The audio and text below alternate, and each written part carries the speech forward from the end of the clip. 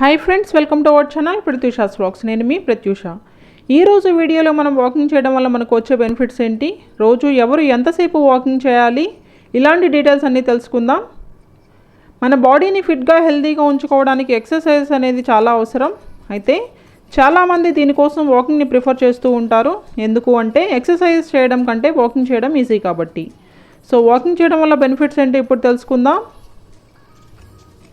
మన life style వల్ల కావచ్చు, లేదు అంటే మనకు ఉండే చాలా ప్రాబ్లమ్స్ వలన కావచ్చు, మనం స్ట్రెస్ ఫీల్ అవుతూ ఉంటాం. దానివల్ల నిద్ర సరిగా పట్టదు.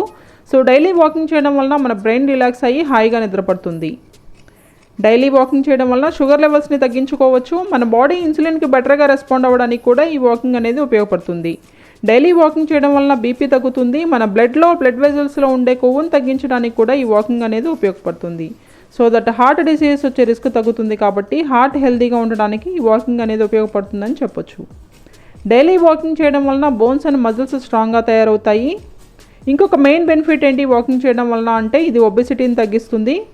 కారణం ఏంటి అంటే వాకింగ్ చేయడం వలన మన బాడీలో ఉండే క్యాలరీస్ అన్నీ కరుగుతాయి. కాబట్టి డైలీ వాకింగ్ చేసే వాళ్ళకి ఒబెసిటీ వచ్చే ఛాన్స్ అనేది చాలా వరకు తగ్గిపోతుంది.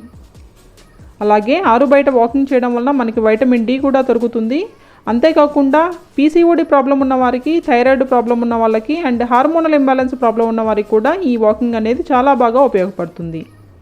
అలాగే వాకింగ్ చేయడం వలన డైజెషన్ ఇంప్రూవ్ అవుతుంది అండ్ ఇమ్యూనిటీ కూడా పెరుగుతుంది. అలాగే వాకింగ్ చేసేటప్పుడు మన ఆక్సిజన్ ఇంటేక్ అనేది పెరుగుతుంది. కాబట్టి ప్రతిరోజు వాకింగ్ చేయడం వలన మన లైఫ్ స్పాన్ కూడా పెరుగుతుంది. సో ఇప్పుడు డైలీ వాకింగ్ ఎవరు ఎంత దూరం నడవాలని తెలుసుకుందాం. ఎవరైనా సరే మగవారు మినిమం రోజుకు 10,000 అడుగుల వరకు నడవాలి.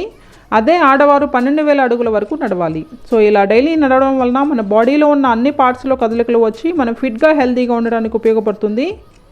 ఇప్పుడు వాకింగ్ ఎలా చేస్తే మనకు ఉపయోగాలు ఉంటాయనే తెలుసుకుందాం. గట్టిగా ఉండే నేల మీద అంటే రోడ్డు పైన లేదా సిమెంట్ రోడ్డు పైన కాకుండా కుదిరితే మట్టి నేల పైన లేదా పచ్చని గడ్డి మీద చెప్పులు లేకుండా వాకింగ్ చేయడం వలన ఇంకా ఎక్కువ బెనిఫిట్స్ ఉంటాయి.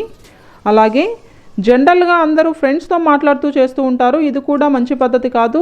మన వాకింగ్ చేసేటప్పుడు చేతులు బాగా ఊపుతూ వేగంగా నడుస్తూ చేయడం వలన ఉపయోగం ఉంటుంది. అలాగే మోకాళ్ళ నొప్పుల సమస్యలు ఉన్నవారు వాకింగ్ చేయడం అనేది బెస్ట్ ఆప్షన్ కాదు. వీరు డాక్టర్ సలహాతో మాత్రమే వాకింగ్ చేయాలి.